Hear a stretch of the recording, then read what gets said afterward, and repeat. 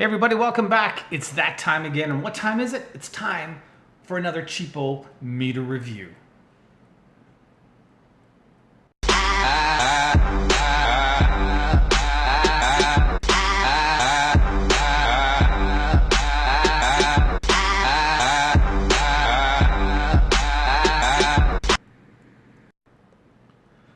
So I'm cruising on eBay and I'm looking and whoa, there it is. It just pops out the ANENG AN8301. Boy, this thing looks cheap. But you know, it has sort of a cool look. It's kind of red. It's kind of got this multicolored neon thing going on the front chassis. So yeah, I thought, you know what, let's give this guy a try. So here it is, the ANENG AN8301, the latest to undergo the cheapo meter review. And when I say cheap, yeah, I paid $8 US, around $10 Canadian for this cheap piece of electronics. It is a 2000 count, non-auto ranging, 3.5 digit LCD multimeter. It's got 10 mega ohm input impedance. And the frequency, I believe, is 40 to 400 kilohertz. Or hertz, rather, sorry. In terms of the specs department, nothing is going to blow you away. It does not do temperature, does not have a backlight. It does have a transistor checker. Yeah, more about that later. Has a nice resistance range, around 200 mega ohms, so that should suffice for all of your needs.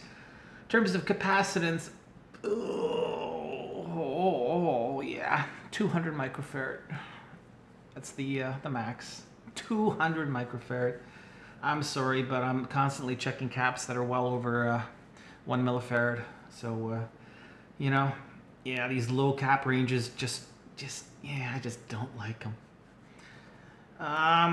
What can I say now? If we actually put it in our hot little hands, it is a okay feeling meter. You know, it's not heavy, but you know what? It's not super light. You know, yeah, it kind of feels cheap. You know, I gotta be honest. The display I like. The display is nice. You know, there's not a whole lot of glare. Thank God, because there is no backlight. So that being said, I've seen a lot worse, and you know, I actually like the display. You hear that? Clickety clack. I like that. You know, that's switching ranges with authority. It's not getting stuck in between. I like the range switch. You know, that's a kudos to my. The boot itself, well, yeah, this is real cheap. Oh, okay, so there you go. The boot itself feels plasticky, you know, something you get out of toy department at the dollar store. Yeah. So, I don't have a lot to say about that. It does come with a standing bail, which is sometimes detached. Now, at least when it comes off, and this is the first time it's come off. Whoops. And okay, so it's going to get back in there at some point. And if we could try. There we are. I mean, it works, right? It stands up. Now, this is a glass table, so I got to hold it down. But that being said, yeah, it works. On the back, well, it's just your El Cheapo. It does have 1.9 volt battery. It goes right in there. We'll take a look at that out closer shortly. Yeah, that was a fresh scratch. I just did that when the standing bail came off. So, you know, with any abuse, this meter is going to start to look like heck in no time. Leads. Yeah, it does come with leaded leads, if you can call them that. And where did I put those darn leads? Oh my God, here we are. Yeah, so these are the really, really cheap. I mean, look at those connectors, you know? Wow, yeah. Nice plasticky feel kind of thing going on. It says Cat 3, 50,000. Can you imagine 50,000 volts? 1,000 volts, Cat 3. So, I don't know. I wouldn't advise you to measure 1,000 volts with these. Just saying. You know, if you're going to use them, keep them on the bench for playing around or maybe to check the household current. But, yeah, I wouldn't really take it much farther than that. Yeah, so crop leads. We don't like crop leads. I will use them when I'm testing out for continuity, but of course we will be juxtaposing them with some other cheapo leads.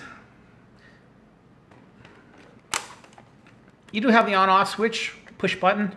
You know, it's good, it's bad. For a cheap multimeter, I kind of like it. You know, if it's in your toolbox rolling around, could be problematic because it can get knocked on and suddenly you arrive on site with a dead meter. Yeah, see that? Oh yeah, ride 'em, cowboy. Yeah. Okay, so you know, could keep the kids entertained, but yeah, that's why. Why the heck doesn't it just stay? I mean, is it really that difficult just to, you know, make a standing bail that stays?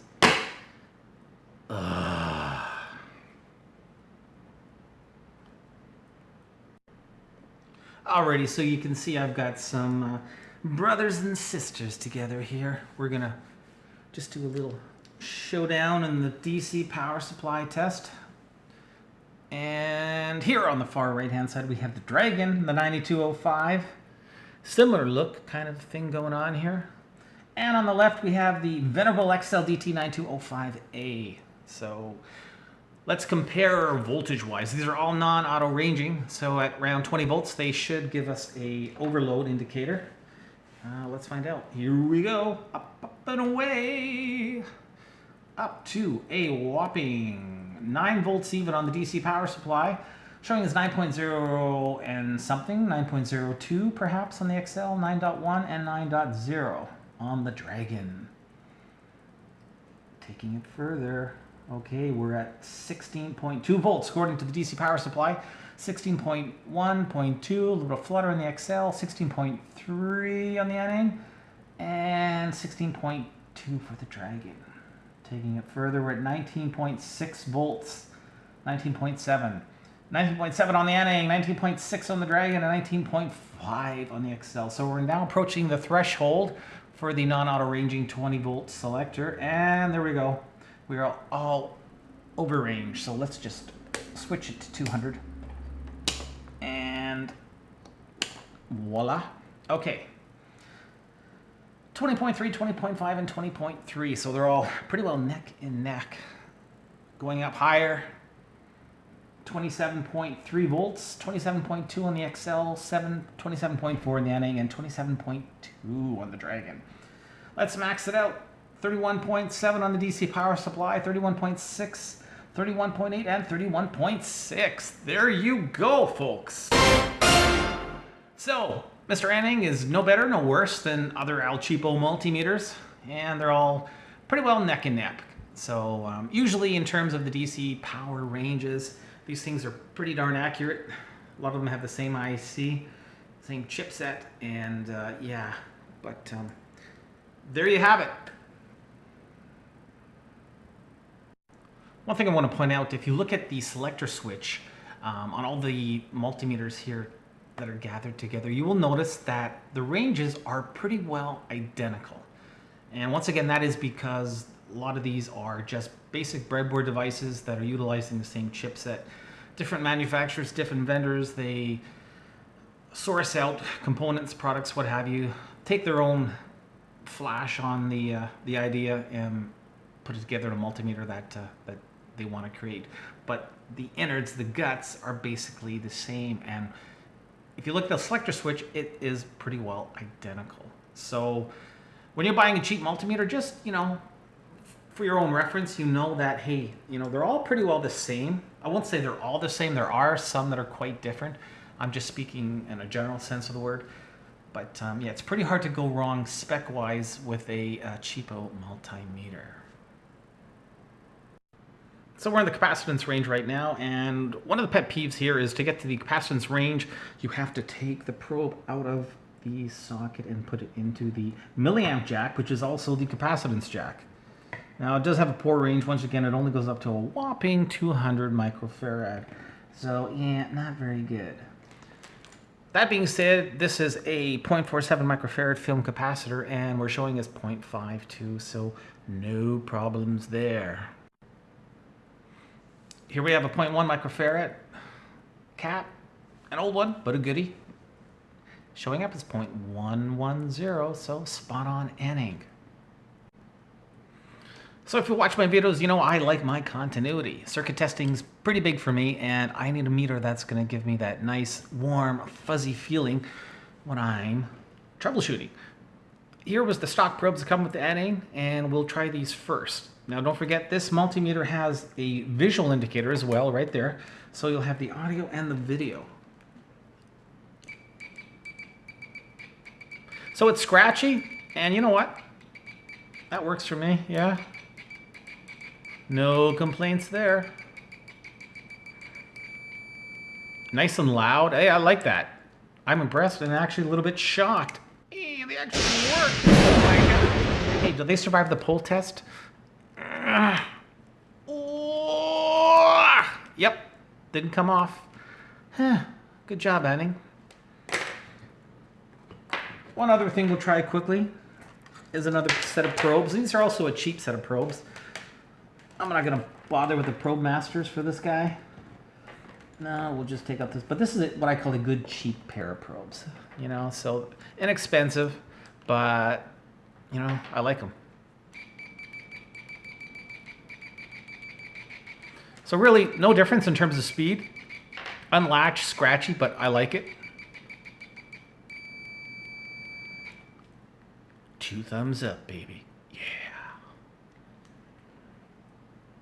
Now, I did mention that this has an HFE tester. PNP, NPN. What's your transistor flavor? Hey, all you do is take a transistor and you put emitter, collector, base emitter, collector, and voila. Make sure you switch it to the HFE mode. And oh, what's going on? Huh? It ain't working. Why is that? Is it because you took the little legs and you bent them, Darren? No, it wasn't me. It was not I. Okay, let's try this again. Still, it's a no-go. Weird. What could it be? You'll soon find out. Yeah. Design flaw. Yes, the ANENG AN8301 has a design flaw. The HFE is too high. It's too high on the PCB. You'll see what I mean when I take this apart, but it's impossible to check your average transistor with the design of this multimeter. Unfortunately, the transistor just cannot go deep enough because the PCB is recessed too much. Why? Why, ANENG? Why? You guys have engineers, right? R&D, Q&A, testing. Is this a one-off or is this like a real screw-up? But I've never seen this before with any cheapo multimeter. Yeah, so the HFE doesn't work. Doesn't even touch the damn PCB. What the hell? Ugh! So the ANENG name is pretty popular, and if you're familiar with multimeters to any degree, you'll notice similarity with the 8008 ANENG brand again. Super popular multimeter. Usually get quite a lot of bang for your buck. A lot of them are true RMS. This one is not. The AN8301 is not true RMS. In fact, the entire PCB is completely different. But that being said, yeah, the ANENG brand is pretty popular. I mean, there's a lot of no-name El Cheapo multimeters out there that you probably never heard of before. But in this case, ANENG is definitely a name you know. What we're going to do next is we are going to try putting this guy on the resistance box. And we'll see how it is in terms of the resistance measurement. This is an older resistance substitution box that I really like. And, you know, one of the newer ones. But yeah, this one has been around for a while, made in Japan, and you have your low and your high, so it's kind of cool. I don't know if you've ever actually seen inside one of these. Just take it apart, and there you go. So yeah, that's what it looks like inside a resistance box. So a lot of resistors, and I'm not sure what the tolerance is on these. Probably 5 or 10%. Especially the older resistance boxes didn't tend to be super accurate. But yeah, there you go. So that's what it looks like inside a resistance box. But this one is really, really nice. I like it. So we're going to put it to the resistance setting. And let's try it out.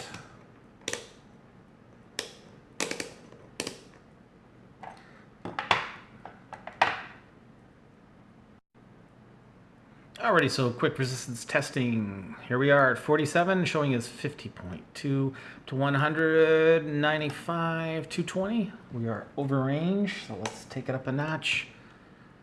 So almost spot on, 219.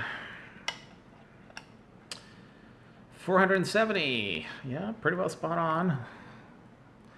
1,000, 1.012, hey, nothing to complain about there. 1,500, 1.5 ohms. 2,200, and we are over range again. 2.5. 4,700, 4.47. And 6,800, 6.8. Let's take it up finally to 10,000, 11.54. So excellent. In terms of resistance, no complaints there. Pretty well spot on. Once again, not 100% in terms of what the accuracy is on that substitution box, but that's good enough for me because, hey, this is a cheapo multimeter. What I will do quickly is try this nice, very, very sexy 100 mega ohm Vichy 1% tolerance resistor. And let's just see, because this is claiming a 200 mega ohm measurement. There we go, and pretty well spot on. 99.245. Yeah, no complaints. And it's quick to range. So looking good. So here we are in all its naked glory. Yeah, right. Okay. What do we have? Well, first of all, on the right-hand side, we have, yes, actually the piezo speaker comes up, but it's quite loose. And it just kind of fell off, so we'll just stick it there for now. Yeah, so no shielding. That's okay. What do we need shielding for? What could... yeah, like screw up your reading totally? Anyway, can't say I'm too surprised in this case. Taking it up a notch, let's just move Mr. Piezo for now. Maybe stick him over here, okay. Starting at the bottom, that's where the 9-volt battery. This one did not ship with one. In fact, this didn't even ship in a box. It came in one of those little bubble wraps from China. But at least it got here. So yeah, this is just an El Cheapo Panasonic battery that I had lying around that I thought I'd stick in for this video.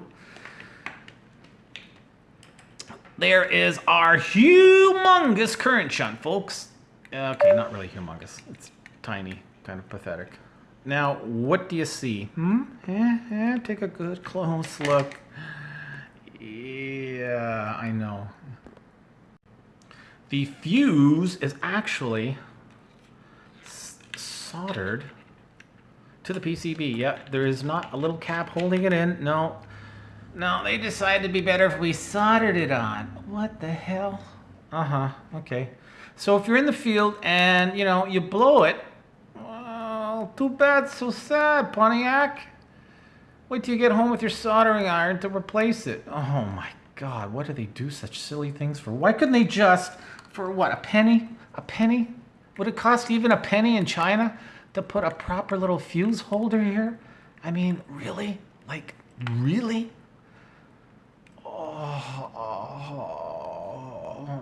So yeah, if you gotta replace this fuse, you're gonna have to pull out your soldering iron. And this fuse is actually on the milliamp range. So if you can see here, yeah, 20 amp is unfused, but the milliamp, 250 volt, 200 milliamp is fused. So chances are that will get blown probably sooner rather than later. And yeah, better make sure you have your soldering iron on site. Okay, well, in terms of input protection, we do have one little lonely PTC going on here. Sad-looking PTC. Is there such thing as sad PTCs? It looks sad to me, so I'm going to call him Mr. Sad. So Mr. Sad is there all by his lonesome. And pretty well that's it. I mean, yeah, we got a little resistor clamp going on here. But I mean, really? That's pretty. There's no other PTCs and no MOVs, nothing. So yeah, that's pretty well it, folks. What the? Hey, look at this. Okay, this is supposed to be a brand new meter. I just got it in August 2018. What the heck? 2015, May 17th. So this PCB was manufactured 3+ years ago. And they're telling me that this is a brand new multimeter. Holy jeez, I'm telling you. Okay, well, there you go, folks. Don't believe everything you read. A new multimeter with 3-year-old PCB. Awesome. There's our main IC. Nice big glob of goop. Alrighty, so take another little bit of a closer look here. I don't know if I could zoom in for you. Oh, yeah, kind of. Well, so here we have an, if you can see that or not, probably not, but it's an LM358. There's two of them, a couple of op amps. Diode here, probably for the reverse polarity protection for the 9-volt battery. And this is a 74HC14D. That's a Schmidt trigger. So yeah, Schmidt triggers basically just change the input signal into a really nice output signal. So Schmidt trigger right there. And that's pretty well it, folks. So yeah. Now, moment we've all been waiting for, this crappy transistor thing. So this is what I'm talking about here. There we have the HFE, and we will just put our transistor in, and voila. Hope you can see this on camera, but you see that wiggling there? Yeah, it's not even close to touching the PCB. It's at least, oh, 1/8 of an inch, maybe more, 1/4 of an inch, or about 1 centimeter, 2 centimeters from the PCB. So this HFE mechanism is completely freaking useless because the damn transistor can't even reach the board. I tried multiple transistors and the same darn thing. So what the hell? Yeah. Go figure. Fail. Final thoughts on the ANENG AN8301. Well, not very good. For the negative, there's no hold, there's no backlight, has a poor capacitance range, tilt stand is iffy. PCB is dated, we're talking 2015, it's 3 years plus. Shouldn't be that old, not when you're claiming this is a brand new design. Speaking of design, a massive design flaw with the HFE, just does not make contact with the PCB when you're sticking the transistor in. So what the heck is up with that? How does that even get past engineering? Not quite sure, but that is like a major screw up. Holster itself, just cheap rubbery plastic. You drop this thing, look out, it'll probably go to pieces. You want to check capacitance, you gotta swap the leads. A real pain in the butt as well. Anything good to say about the meter? Well, it has fast auto ranging. It does settle, and pretty quickly. Has a large resistance range, up to 200 mega ohm. Continuity I like. Not too often a cheapo multimeter with the cheap leads that I actually enjoy the continuity. It's unlatched, it's scratchy, but it feels good even with the cheap leads. So that's a bonus. And it's a visual indicator as well as audible. And quite loud. Really, that's about the only positive things I can say about this meter. I did neglect to say that it does do the amps as well in AC or DC, so that is another plus. But back to the negative again, has mediocre input protection. We're talking one lone pathetic looking PTC and an array of crap. So use this at home, use it on your bench. I would not put this anywhere near high voltage. And speaking of high voltage, the fuse, the milliamp fuse is soldered to the main board. So once again, you know, what were they thinking? Not quite sure, but if you're on site somewhere and this is the only meter you've got, God forbid, and I feel very sorry for you, but please do bring your soldering iron because you will need it. Yes, if you want to change the fuse, you'll have to desolder it. And there's absolutely no excuse for that. Selector switch is good. It's got a nice clickety-clack to it. And you actually get a bonus set of clip leads with the meter. But all in all, the negative by far outweighs the positive. And in this case, the ANENG AN8301 gets a whopping, or shall I say pathetic, 1.5 out of 5 stars. Watching, everyone. Hope you enjoyed this review. Plenty more coming. And until the next time, you guessed it, keep on testing.